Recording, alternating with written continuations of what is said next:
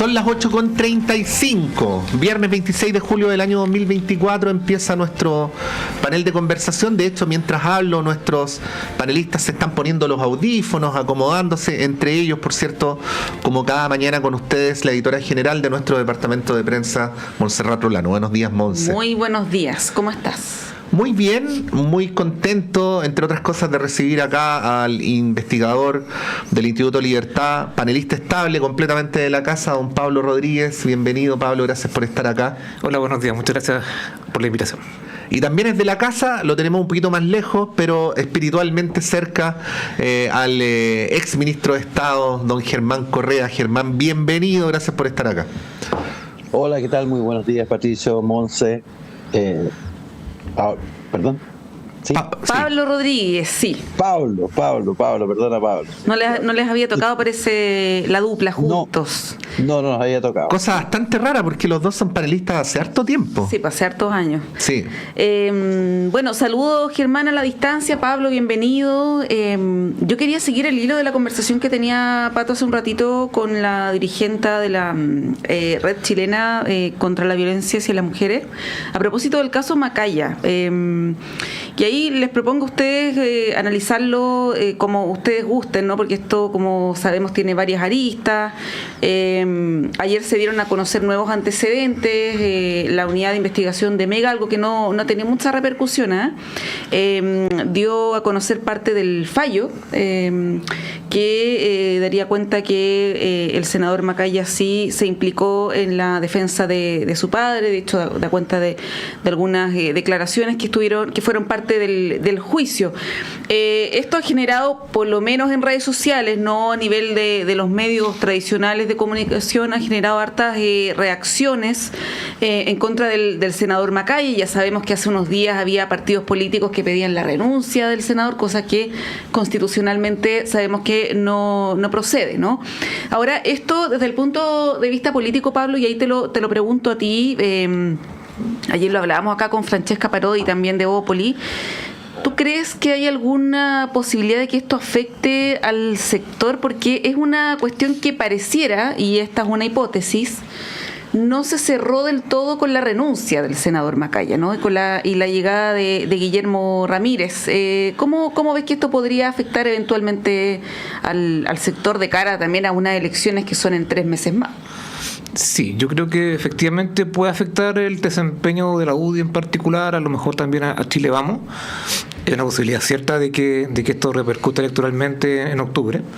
Eso es un hecho. Y por tanto creo que va a depender mucho de cómo la UDI maneje el caso. De efectivamente cómo Guillermo Ramírez tenga un liderazgo que en algunos puntos se intente diferenciar justamente de lo que ha dicho o de cómo ha actuado, mejor dicho, el senador Macaya. Yo creo que la figura de Ramírez puede ser muy vital justamente para que los impactos, que yo creo que son ciertos, se manejen de la mejor forma posible. Yo creo que hay un tema muy importante de que a veces cuando hablamos de otros casos, sabiendo que Macaya no está involucrado directamente porque es el hijo de, pero cuando son casos de plata, como que de alguna forma nos estamos acostumbrando a que pasan cosas que son discutibles, que hay defensas corporativas muchas veces de los actores hacia otros. Pero en este caso el delito por el cual fue acusado y condenado es muy delicado. Y por tanto creo que las repercusiones son insospechadas desde el punto de vista de lo que significa para la agenda del país, incluso. Como que te cambia un poco el orden de los hechos, la importancia de la noticia.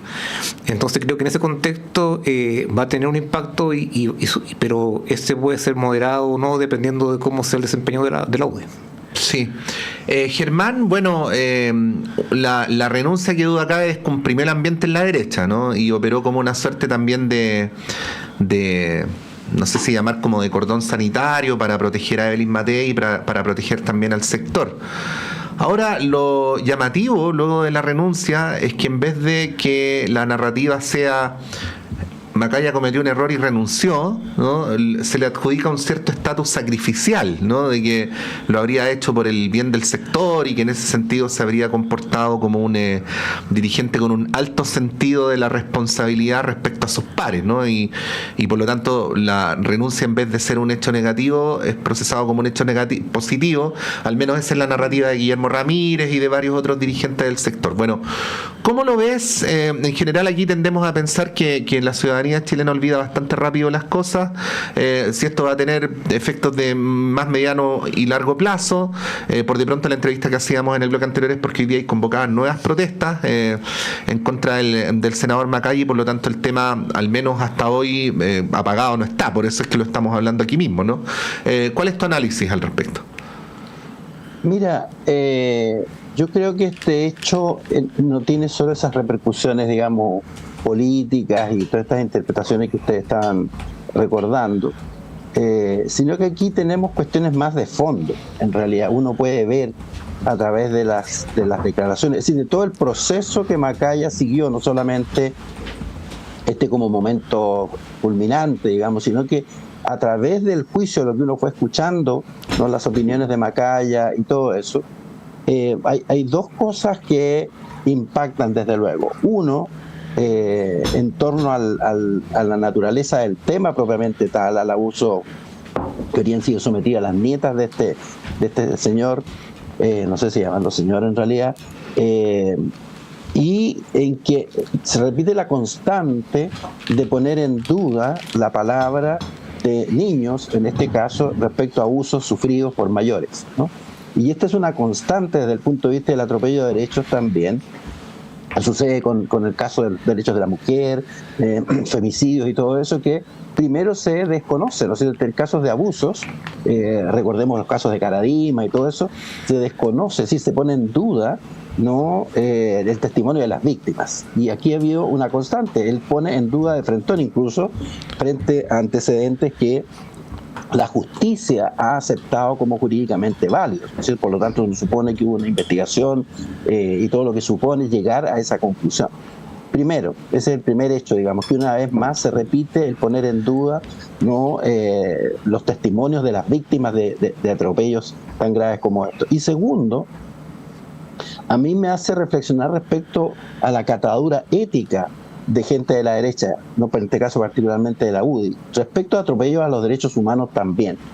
Porque uno ha visto que hasta hoy día la derecha, ¿no? Pese a todo, nunca ha hecho un real, profundo mea culpa con respecto a su apoyo irrestricto a una dictadura que violó sistemáticamente los derechos humanos.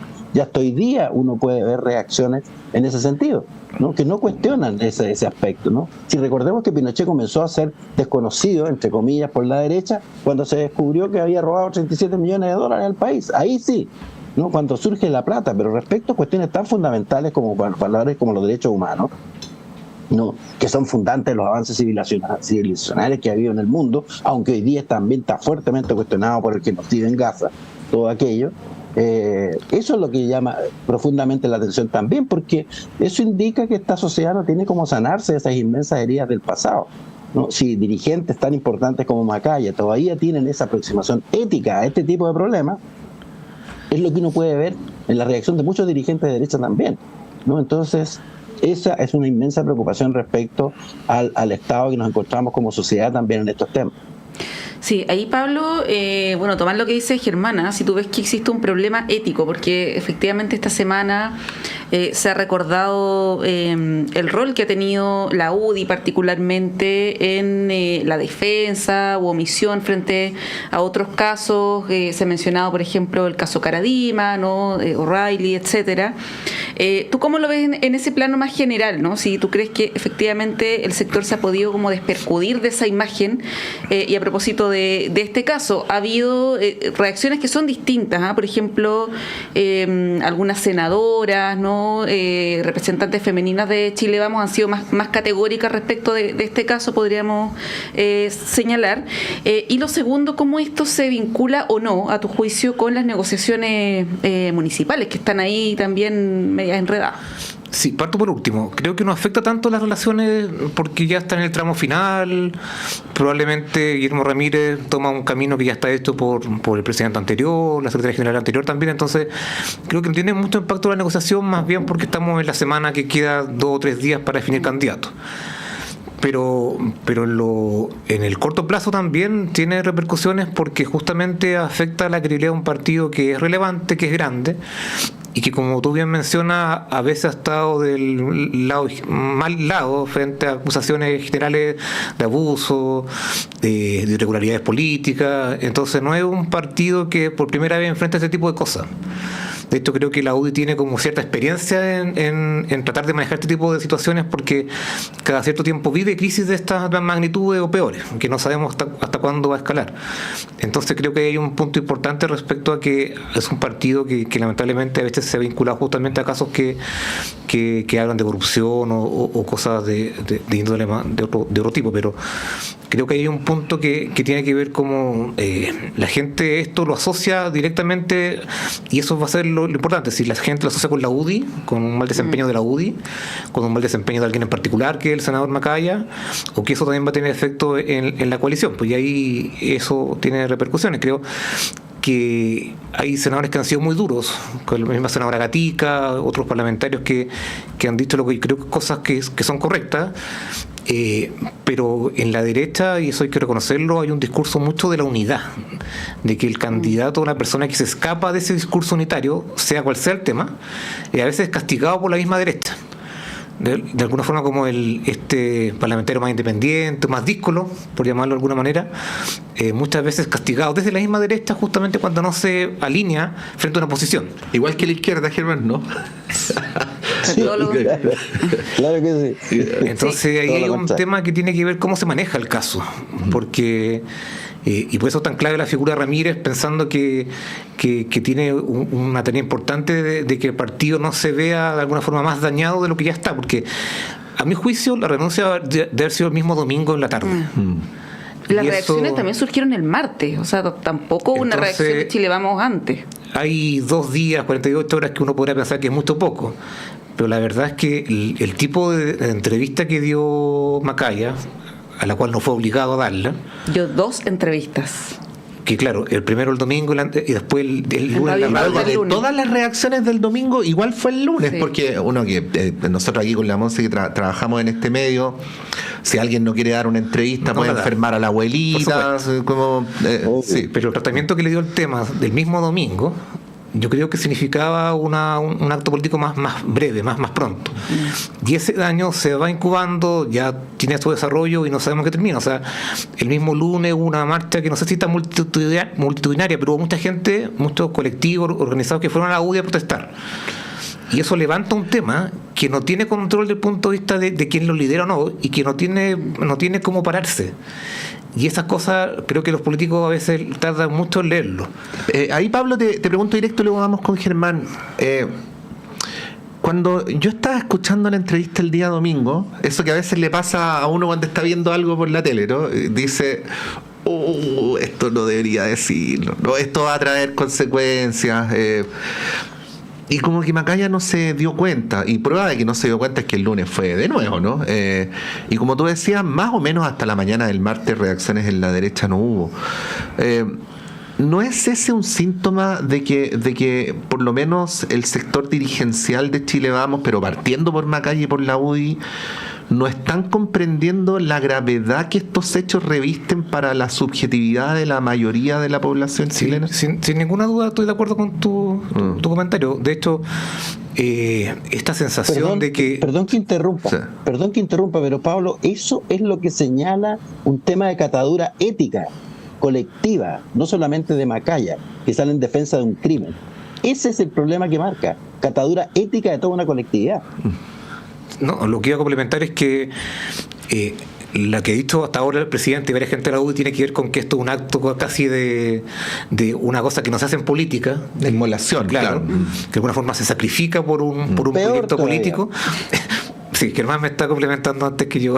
Deja hablar a Pablo, Germán y luego Pero voy en la misma línea, que el estándar es muy bajo. Sí, insisto con que esto ha sido mucho antes, o sea, nunca haber dado la entrevista, probablemente nunca haber vinculado o dar estos que son altamente sensibles, y una vez dado, él no reconoce el error hasta el martes, o sea, y de hecho debe haber existido alguna presión importante de la UDI, porque nos explica de una manera que él 15 minutos antes dice que no va a renunciar y prácticamente al mediodía del martes renuncia. Entonces, pero esas 48 horas o todo lo que haya pasado entre medio hace mucho daño a la política en general y en particular a la UDI, pero también a la política en general, y eso tiene que ver con resultados electorales por un lado, que es lo más evidente con lo que uno se va a analizar después, pero también con la credibilidad y la confianza que genera la política en la gente, que es lo más grave y lo que cuesta más revertir. Germán, para cerrar este tema, no sé si tienes algún otro comentario. No, solamente insistir, y perdón que te haya interrumpido, Pablo, pero la verdad es que me parece un hecho gravísimo, no solamente para la política, para la sociedad chilena, ¿no? Entonces, y esto lo hemos visto de hace rato ya, ¿no? Y lo digo por eso, lo extiendo al tema de derechos humanos, ¿no? Lo que tiene profundamente dividido a este país es ese componente también, ¿no es cierto? Porque, bueno, por parte de la izquierda se hicieron todas las autocríticas, todas las inmolaciones, todo lo que había que hacer en definitiva, ¿no es cierto?, en su momento, y otros sectores del país también lo han hecho. Pero en el caso de la UDI sigue en eso. Entonces, cuando hay esta reacción, inclusive se transforma a Macaya, ¿cierto?, en esta insólita, él no fue que no se haya dado cuenta, él salió en defensa de su padre, dio argumentos, ¿no es cierto? Entonces puso en duda un fallo judicial. Entonces, y no hay una reacción, y viene después una reacción utilitaria, política, para controlar daño y todo lo demás. Habla de catadura moral, de catadura ética. Aquí no se asume la profundidad del problema como sociedad. En parte un partido que ha sido importante y que espero que cada vez lo sea menos, pero esa es la forma de asumir un problema de esta gravedad. No veo otra.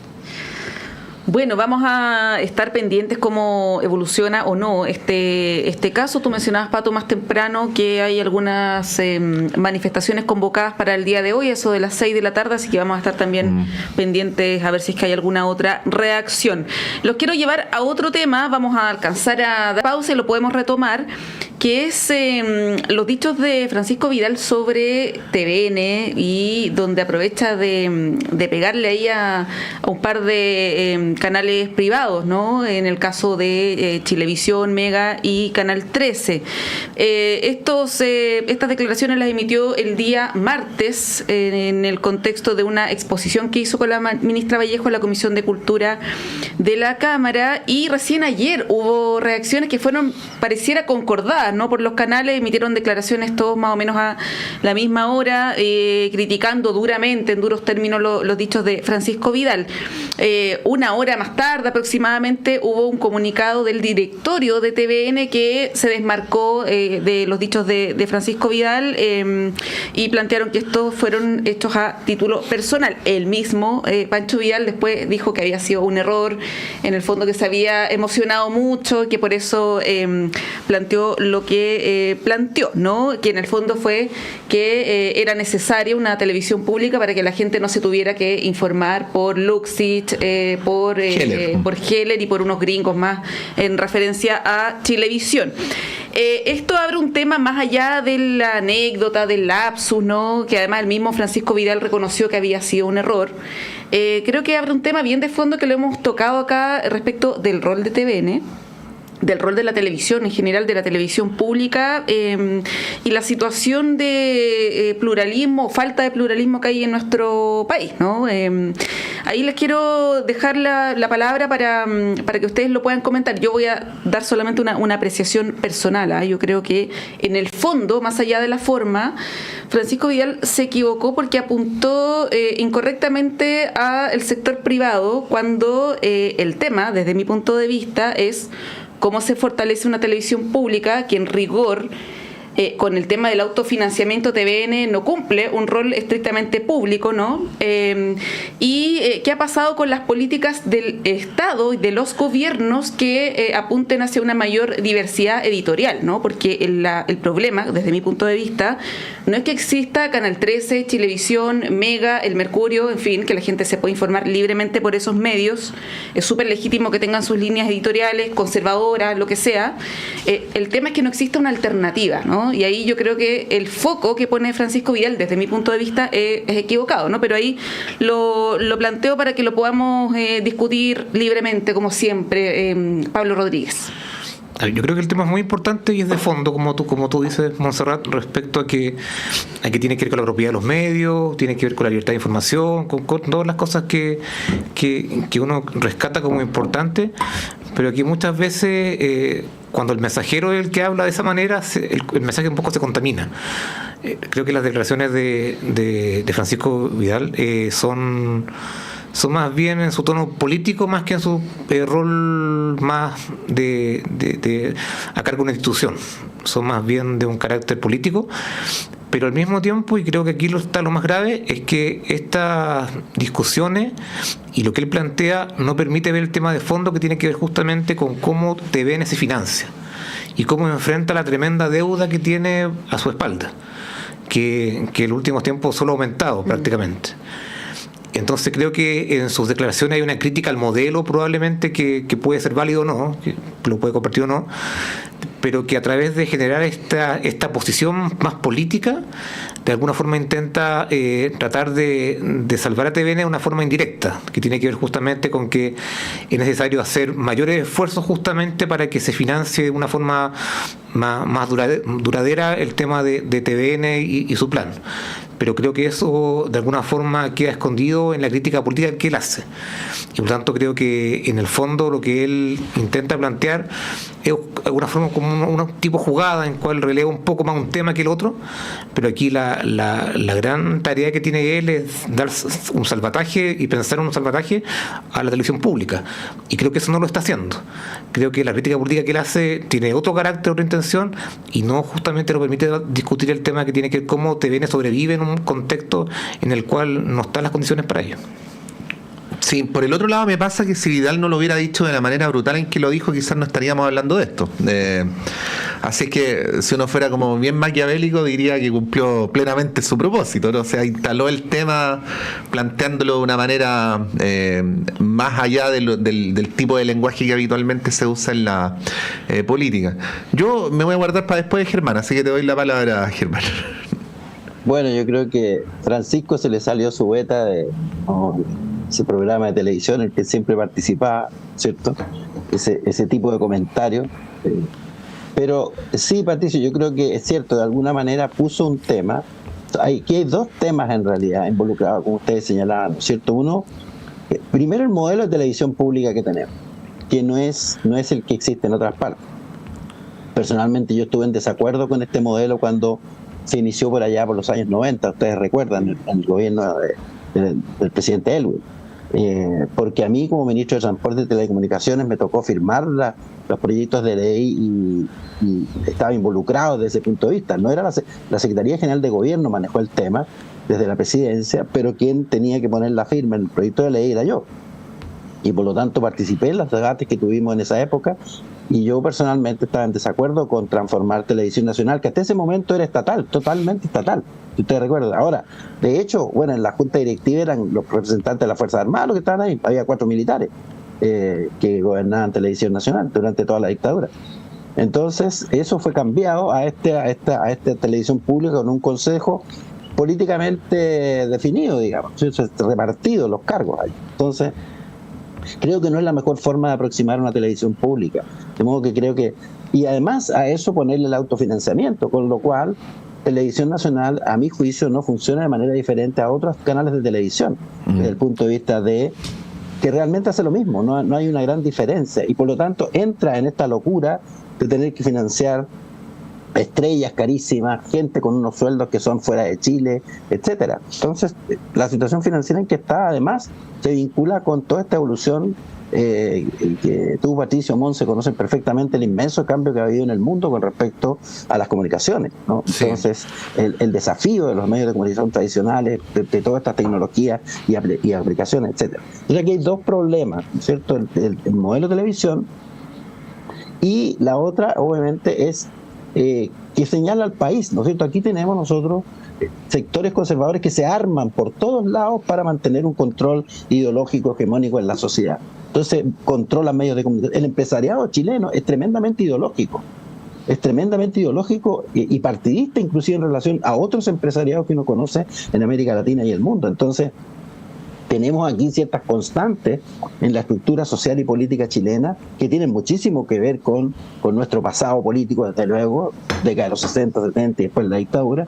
Entonces hay temas súper de fondo que habría que ver con mucho más detención. Así que yo creo que sí, como decía Patricio, Francisco destapó un tema, pero en nuestra sociedad, desgraciadamente, los grandes temas que complican a mucha gente habitualmente son tirados, barridos bajo la alfombra, y pasa la ola y no volvemos sobre ellos. Pero eso es lo que va haciendo daño en las estructuras más profundas de nuestra sociedad. Y creo que eso es lo que tenía que preocupar. A mí me preocupa nuestra sociedad, no solamente el país, y eso creo que está siendo afectado seriamente por todo este tipo de cosas. Sí, yo quería dejar 3 puntos que los podemos retomar después de la pausa, que son bien breves. Primero, Germán, no es que me esté haciendo más joven de lo que soy, pero sinceramente esto no lo recuerdo, sino que lo leí, tú lo podrás corroborar, pero este modelo de TVN ocurrió en un contexto en el que había una idealización del concepto de autofinanciamiento, ¿no? Que viene a significar algo así como que todo lo que vale la pena se tiene que autofinanciar, ¿no? Si uno lo piensa bien, esta es una manera vicaria de pensar neoliberalmente, es decir, el mercado lo que define lo que vale y lo que no vale, ¿no? Eso es lo primero, lo dejo para que lo retomemos después. Luego, es que como consecuencia de este mismo modelo, y esta es una opinión, y con mucho respeto por los colegas y funcionarios del canal, el modelo le impide a Televisión Nacional ser en el fondo un medio público, ¿no? Porque lo es en la forma, lo es en la propiedad, pero no lo es en espíritu, ¿no? Pueden estar en desacuerdo conmigo, es lo que uno aprecia. Y lo tercero es que yo creo que por razones interesadas, en este país no se ha podido llevar hasta el fondo una pregunta que aparentemente es bastante sencilla, pero que abre demasiadas puertas y ventanas, y es la siguiente: si el problema de la libertad de expresión o del pluralismo mediático en Chile es un problema público o un problema privado, ¿no? Y eso también abre otras cuestiones respecto al rol del Estado, el financiamiento, en fin. Como son 3 temas que no podemos agotar en pocos segundos, les propongo que los retomemos a la vuelta, pues. Vamos y volvemos. Okay.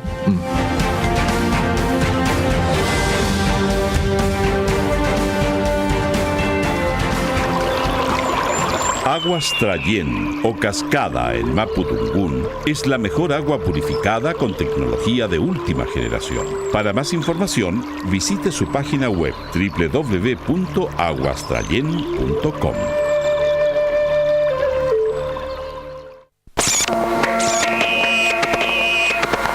Perdidos en el espacio.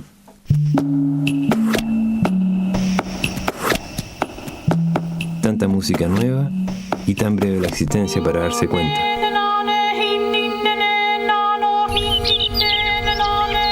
Perdidos en el espacio. Lunes, 22 horas. Radio Universidad de Chile los invita a escuchar todos los viernes a las 17 horas Construyendo Comunidad Universitaria, un programa realizado por la Asociación Nacional de Académicos y Académicas de la Universidad de Chile, ACAUCH.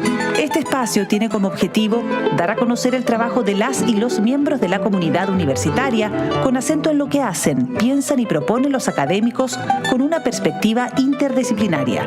Está dirigido a la comunidad universitaria y a la sociedad en su conjunto. Todos los viernes de 17 a 18 horas, Construyendo Comunidad Universitaria.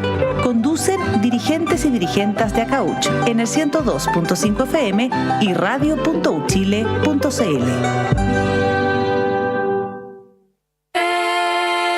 Saludos a todos nuestros auditores y auditoras de Radio Universidad de Chile. Les habla Jan Flores Quintana, cientista político, y les invito a escuchar todos los sábados a las 22 horas nuestro programa Memorias de Futuro. Un espacio de educación en formación ciudadana y la historia popular de Chile y Latinoamérica. Todos los sábados a las 22 horas en Radio Universidad de Chile, 102.5 FM y en radio.uchile.cl.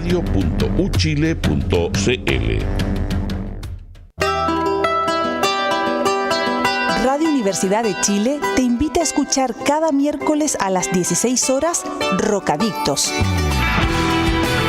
Un espacio donde te enterarás de terremotos, sequías, erupciones volcánicas, aluviones y todo lo que ocurre en torno a las ciencias de la Tierra en nuestro país y el mundo. Todo eso es motivo de conversación en Rocadictos.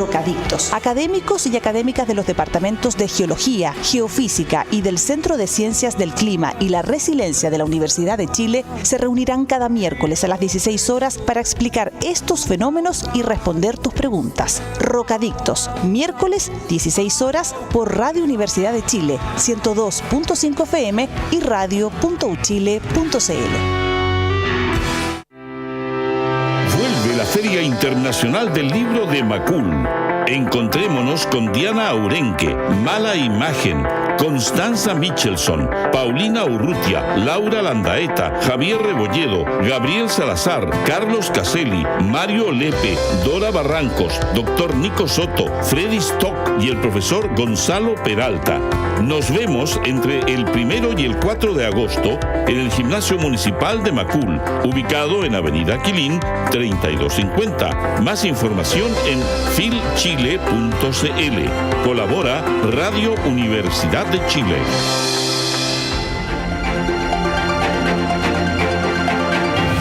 Radioanálisis, una transmisión conjunta de las radios que piensan, presentada por el Departamento de Prensa de Radio Universidad de Chile.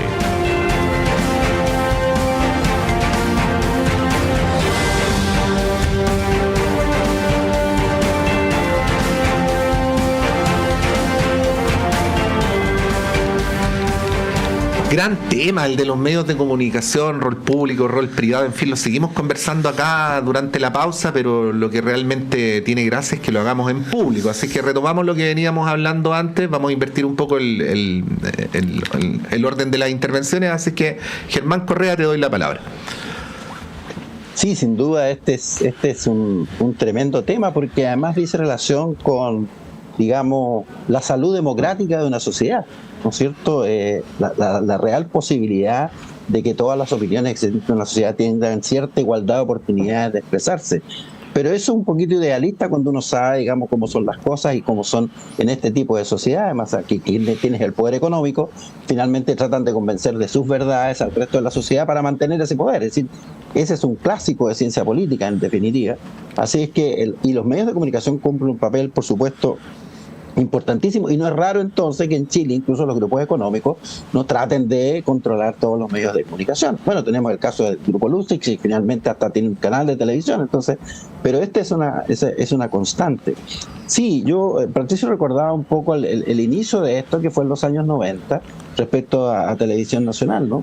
Y yo creo que no fue, al final mirado a la distancia, no era tanto un tema de un idealismo transicional, como yo lo llamo, que había, por supuesto, pero había otros fenómenos también más de fondo. Yo creo que en la Concertación había personas que sí compartían al final un cierto ideario semejante y que al final pasa a ser casi lo mismo que el modelo neoliberal, ¿no? Y también existía otro fenómeno que uno vio en esa época, lo que yo llamaba en esos tiempos, inclusive un fenómeno un poquito síndrome de Estocolmo, ¿no? Que como sabemos el síndrome de Estocolmo, ¿no es cierto?, cuando la víctima comienza como a amar, por así decir, a su victimario, ¿no es cierto?, es decir, y hacerse el simpático, a ser amigo, a quererlo, en fin, es como el perro que tú apaleas y que se acerca a ti, digamos, buscando tu afecto más que al revés, ¿no es cierto? Entonces, de alguna manera uno vio eso, ¿no es cierto? Hay gente que se emocionaba hasta cuando el gran empresariado lo alababa por los gran ministros que eran, y se sentía como revalidados por quienes hasta hacía pocas horas inclusive estaban apoyando con fervor los golpes que nos daba la dictadura por todos lados. Entonces hay distintos fenómenos aquí subyacentes, pero lo cierto es que a Televisión Nacional se le impuso el modelo neoliberal, en definitiva, como de tantas otras cosas. Y en esa época teníamos ese debate, inclusive, si manteníamos aspectos del modelo neoliberal por necesidad política, para no desestabilizar el país en un momento que Pinochet tenía mucho poder todavía, o lo hacíamos por convicción. Y yo creo que eso se fue estableciendo en el tiempo. Finalmente mucha gente en la Concertación asumió con entusiasmo inclusive el modelo neoliberal. Y eso estuvo presente en relación a los medios de comunicación.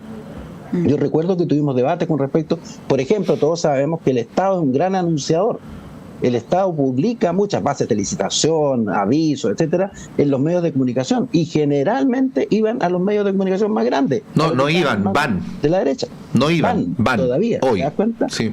Y cada vez que se intentaba hacer algo diferente era un escándalo horrible, porque esos mismos medios de comunicación obviamente no defendían los miles de millones de pesos que reciben del Estado, una especie de subsidio indirecto del Estado a los propios medios de comunicación que lo atacan todos los días, cuando ese Estado es gobernado por gente que no es del mundo empresarial o de la derecha conservadora. Entonces, esos son los problemas de fondo. Tenemos una democracia imperfecta tremendamente desde ese punto de vista. Entonces, los medios de comunicación, y por lo tanto era importante haber tenido un medio de televisión y medios de comunicación realmente plurales, pero el Estado podía haber repartido esta generosidad para estimular aquello, no dar subsidios. Es simplemente que lo mismo que hace el Estado lo hace en todos los medios de comunicación, no solamente en algunos. Entonces, esa es una realidad. Y los medios de comunicación es algo vital. A mí me tocó como ministro de Transporte y Telecomunicaciones sacar de cajones del ministerio, tuvimos que sacar de cajones donde escondían las solicitudes de frecuencias de radio en la época de la dictadura. Toda era gente de oposición a la dictadura. Se tramitaban los permisos para las radios para la gente de derecha, para la gente que apoyaba el régimen, no de la oposición. Y siempre ha sido así, entonces, en dictadura con mayor razón. Y ese modelo en el fondo no ha sido modificado. Sí. Ese es el problema de fondo. Sí, Pablo, bueno, para ir ya como dándole un cierre al tema, hay hartas preguntas que surgen, ¿no? En esto, lo comentábamos un poco en la pausa. ¿Es legítimo, es válido que dueños de un banco o dueños de una FP, de una ISAPRE, sean a su vez dueños de un canal de televisión o de diarios? ¿Esto influye o no en los contenidos? Uno puede sospechar evidentemente que eso ocurre, ¿no? Porque es evidente. Sabemos que los medios de comunicación, sobre todo los canales, no son empresas muy rentables, tienen otros objetivos que son más bien de influir en la opinión pública, ¿no? Porque ahí, bueno, hay todo un tema que no voy a entrar en eso, pero eso es un tema, ¿no? Esa pregunta sobre si es que es legítimo, es válido que eso ocurra, es legal, sabemos, ¿no? Y por otro, el tema de los roles, de lo público, lo estatal, a mí se me viene a la mente, ya que estamos haciendo historia, el caso del diario La Nación, por ejemplo, ¿no? Que en sus últimos años se transformó en un diario que iba al servicio del gobierno de turno y que sirvió mucho como una plataforma para hacer campaña incluso en contra del candidato opositor que era Sebastián Piñera, y que eso finalmente repercutió en que el presidente Piñera cerrara el diario La Nación, ¿no? Ahí te pregunto cómo lo ves en esas dimensiones, si quieres agregar otra para ir redondeando el tema. A ver, a priori uno pensaría que justamente la concentración excesiva es un problema. Y eso estamos de acuerdo todos, yo creo que sí. Pero también hay que ser de alguna forma realista pensando en el modelo que tenemos en Chile, que de alguna forma se ha instalado y tiene ciertas lógicas que es difícil de revertir. Entonces yo muchas veces, más que fijarme en eso, me fijaría en la agenda de los medios y cómo fijan posiciones editoriales respecto a los temas. Y creo que cuando un medio tiene una posición, la declara, la informa a sus lectores, a sus auditores, creo que eso de alguna forma también es valioso, desde el punto de vista de lo que significa ese rol que ejercen. La misma Tercera ha ejercido un rol importante, por ejemplo, en los plebiscitos respecto a la Constitución. Fijó posiciones respecto a cuál es la postura del diario respecto a lo que significaba. Sí, a favor y en contra. Exactamente, sí. Creo que eso es muy bueno. Y obviando en Estados Unidos los diarios tienen candidatos presidenciales. Pero aquí no pasa eso. O sea, esta concentración que estamos conversando, que de alguna forma repercute en lo que dicen o lo que no dicen, es importante un elemento, pero creo que eso se puede salvaguardar de alguna manera cuando los medios son mucho más transparentes respecto a las posiciones que dicen defender y que defienden. Y creo que eso falta. Creo que ahí se podría avanzar un poco más, justamente pensando que algunos medios tienen una agenda muy clara y que debieran ser mucho más explícitos en esa agenda, y eso no tiene ningún problema de decirse y con mucha claridad. Entonces creo que hay un tema que se puede avanzar ahí respecto a la agenda y las líneas editoriales. Y lo otro, yo creo que también es importante señalar que hay un problema más grave que tiene que ver con cómo TVN se ha enfrentado a un modelo que cambia mucho, que no ha sabido adaptarse, que a lo mejor porque está jugando con las mismas reglas que los otros no ha sabido justamente sobrevivir en un mundo que es muy difícil de sobrevivir. A lo mejor TVN tendría que tener un rol distinto. Y eso tiene que ver, por ejemplo, no hacer teleseries, no tener, matinales, no tener, programas de estelares. Y esa discusión, quienes han dirigido TVN creo que la han obviado un poco. Y que tiene que ver con que a lo mejor de alguna forma diferente financiamiento, hagan la diferencia de un canal que es efectivamente un canal estatal, que es canal público, y que tiene una línea editorial distinta. Pero para eso hay que tomarle esa decisión y nadie lo ha hecho. Y eso tiene que ver con gobiernos de distinto color. A lo mejor ha habido intenciones, discusiones respecto a líneas editoriales, a medios, pero de la crisis de TVN, en particular, que el tema, estamos hablando hace ¿cuánto? ¿8 años? ¿10 años? Sí, por lo menos una década. Y nadie ha puesto algo diferente más que meterle plata, inyectarle recursos, para que con la misma regla o el mismo modelo intente sobrevivir y pagar los sueldos a sus trabajadores. Pero no ha pensado una forma distinta de hacerlo, y creo que ahí, de quienes son más partidarios de este modelo, ha faltado justamente más voluntad política para hacerlo. Porque aquí se habla y la discusión está centrada en el desfinanciamiento de TVN, pero nadie habla de lo que consigue financiar TVN, cómo lo financia. O sea, que el principal programa político de TVN, esté auspiciado por una forestal. Es imposible que no tenga consecuencias. Las consecuencias no son directas. Nadie incurre en la grosería de decir usted no puede hablar de esto, ¿no? Las consecuencias son tácitas, ¿no? Pero bueno, los queríamos llevar a otro tema y queríamos dejarnos el tiempo necesario para poder conversar lo que es la elección en Venezuela el próximo domingo, que hemos venido señalando hace varios días que consideramos que es la elección más importante de América Latina de este año. Y quería, Germán, plantearte de entrada un punto como hipotético. Ahí tú me dirás si estás de acuerdo o en desacuerdo. Estamos en un momento distinto al de la última elección, cuando Sudamérica estaba rodeada de gobiernos que podríamos, para resumirlo, decir que eran onda Grupo de Lima, ¿no? Ahora no es exactamente el mismo cuadro en la región, y tenemos gobiernos, llámenlos como quieran, no de derecha, de centro izquierda, de izquierda, lo que ustedes estimen, por lo menos en países como Chile, Brasil, Colombia, etcétera. Y en esta elección, la retórica de estos gobiernos no ha estado concentrada en apoyar las virtudes del gobierno actual o del régimen actual, que es el de Maduro, sino en que se respeten las reglas del juego, ¿no? Y por lo tanto hay una instalación a priori de no sé si llamarlo desconfianza, pero sí de una objeción, ¿no? Y esto evidentemente cambia el cuadro regional, y luego podemos ir al cuadro interno de cómo, según los análisis, por primera vez la oposición estaría en reales condiciones de ganar la elección. Pero parece evidente que en la relación del chavismo con la escena internacional ha habido un cambio en los últimos años, y bueno, eso es parte evidentemente del cuadro con el que estamos llegando a esta elección. ¿Cuál es tu análisis sobre el tema, Germán? Bueno, lo que tú decías es así, digamos, ha habido un cambio en el chavismo. Recordemos que Maduro estuvo bastante como entre las cuerdas unos años atrás, y finalmente salió de allí y finalmente como que reestabilizó su mandato. Estados Unidos también tuvo un cierto cambio hacia Venezuela, tácito, no explícito, que también influyó en la situación. Recordemos que Estados Unidos se jugó a fondo, recordemos que hay gobiernos como el de Chile, de Piñera, le ayudaron en esa estrategia de Estados Unidos de aislamiento, no recordemos el viaje de Piñera a Cúcuta, ¿no es cierto? En fin, estimulando inclusive al golpismo y todo eso. Entonces, ha habido un cambio, sin duda alguna, pero en Venezuela también lo ha habido. Uno puede percibir que ha habido un cambio, y y es casi, yo diría, a ver, como natural que se produzca. Primero uno ve que había un cambio en la oposición en Venezuela, ¿cierto? Hay liderazgos que existieron muy fuertes y que desaparecieron del cuadro, hay otros que se mantienen y que han ido consolidando ciertos apoyos que hoy día tienen a esa oposición en una situación en que es posible que no se plantea como posibilidad que pudiera ganar esta vez las elecciones, cosa que las divisiones y disputas liberales anteriores no pudieron.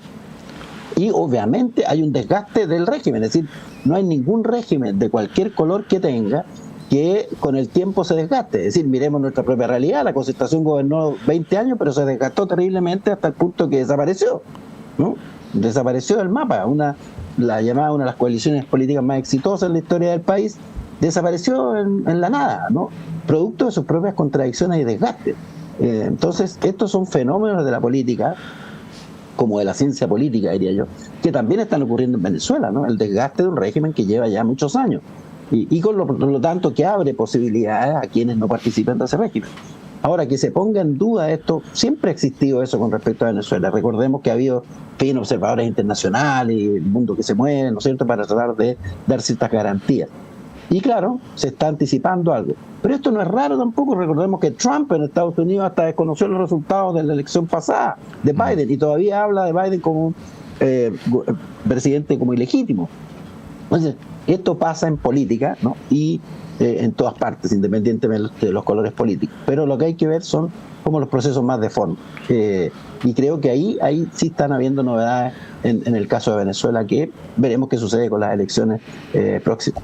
Sí, ahí Pablo, 3 comentarios o comentario-pregunta. Lo primero es el cambio efectivamente en el chavismo que se observa en relación con sus aliados, ¿no? O exaliados, no sé cómo lo podríamos catalogar.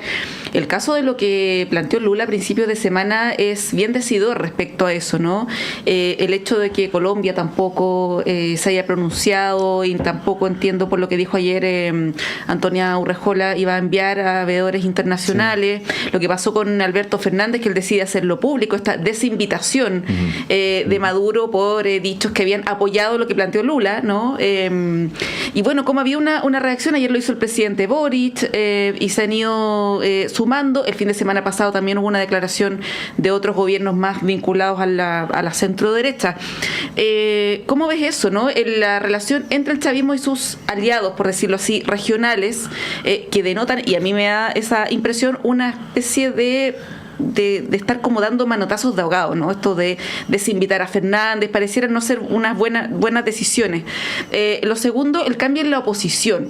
La oposición venezolana históricamente siempre ha estado muy desarticulada, ¿no? Siempre ha habido muchos liderazgos, muchos grupos. Ahora mismo en la elección hay 10 candidatos aproximadamente. Sabemos que Edmundo González es el que tiene la posibilidad, que en realidad es María Corina Machado, que tiene la mayor posibilidad de ganar según todas las encuestas. Y lo tercero, los escenarios posteriores a la elección. Porque ahí uno se pregunta si sale reelecto Nicolás Maduro. ¿Qué va a pasar, por ejemplo, con estos mismos gobiernos que yo menciono, el propio presidente Boric, ¿no? ¿Van a reconocer esta elección? Porque aunque la gane legítimamente, va a estar el manto de duda respecto de aquello, ¿no? ¿Qué es lo que va a pasar en ese país? ¿Qué es lo que va a pasar con Nicolás Maduro, que ha sido también acusado por organismos internacionales de violaciones a los derechos humanos, ¿no? Se sabe que hay un acercamiento previo con Estados Unidos, por ejemplo, ¿no? Y ahí uno podría decir quizá hay una táctica de buscar una salida para Nicolás Maduro. Y solamente comentar al final, Pablo, para no extenderme, una entrevista a Nicolás Maduro Guerra, el hijo del presidente Maduro, que en el diario El País esta semana dijo: si es que nosotros perdemos, nos vamos. Lo dijo así, y él es parte también de el círculo cercano, ¿no? del gobernante venezolano. ¿Cómo ves tú los escenarios y, bueno, oposición, gobierno, futuro de Venezuela? La crisis que fue fuerte en el gobierno de Venezuela hace un par de años tuvo repercusiones desde el punto de vista de que generó una presión internacional muy fuerte sobre Maduro, particularmente sobre familiares, sobre dirigentes, y eso de alguna forma, esa presión se fue un poco liberando.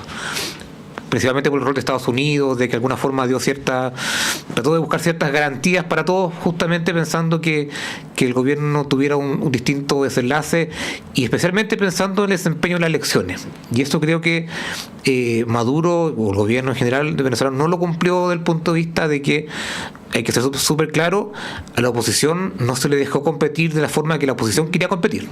Y eso creo que es un antecedente importante respecto a lo que significa hoy día las reglas electorales en Venezuela. Cuando un gobierno tiene control sobre el Poder Judicial, tiene control sobre los organismos electorales que están a cargo de supervisar elecciones, la posibilidad de que una oposición gane una elección es bastante baja. Uh-huh.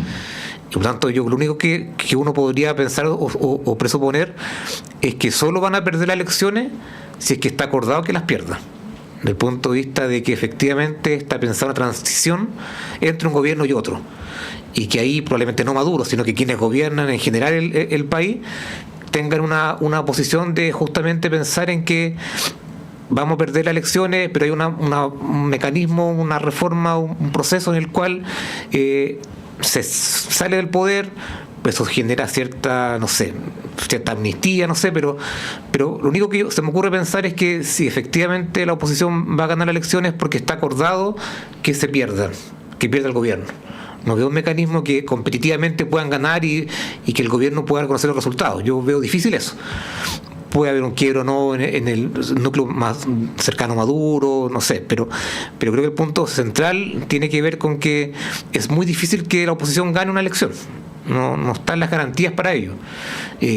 Los candidatos que querían competir y que son más populares le están dando una adhesión a otro candidato que en la primera línea no estaba como una figura visible, y que un diplomático, una persona, y que hoy día tiene posibilidades porque es la única figura más o menos que queda dentro de la oposición. Entonces creo que ese punto es relevante porque tiene que ver con la forma en que efectivamente se puede ganar un gobierno que hoy día tiene todas las tintas de ser una dictadura o estar muy cercano a ella, y que es difícil pensar que vaya a haber un resultado electoral que sea distinto a lo que quiera el gobierno.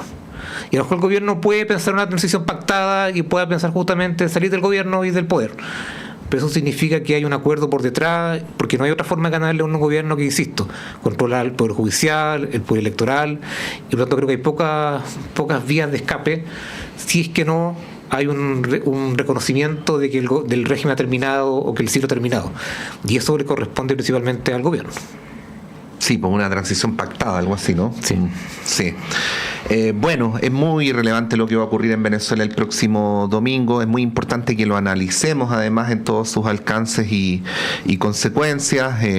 Hay cosas donde el sol no se puede tapar con un dedo. El último informe de Amnistía Internacional, del cual tuvimos conocimiento ayer, que habla que en los meses previos a las elecciones hubo ataques incesantes al espacio cívico, detenciones arbitrarias, represalias, y así sucesivamente. Bueno, es parte del análisis, ¿no? Amnistía Internacional es un organismo al cual me imagino que nadie podrá cuestionarle su propiedad, ¿no?, para opinar sobre estas cosas. Bueno, con ese escenario es que llegamos al próximo domingo. Vamos a ver a partir del próximo lunes qué es lo que se viene. Don Germán Correa, muchas gracias, que estén muy bien, que tengas muchas un buen gracias día. a ustedes también, encantado de saludarlos. Don Pablo Rodríguez. Muchas gracias a ustedes también.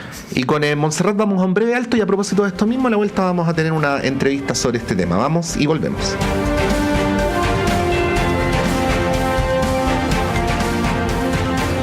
La clase de marketing digital de hoy tendrá por tema identidad en Internet. Cómo agregarle valor a tus contenidos en redes sociales. Yes. ¿Sabían ustedes que sus perfiles en redes sociales no son suyos? Ah, ¿no? No, porque la red social solo se los presta. Y si se van de ella,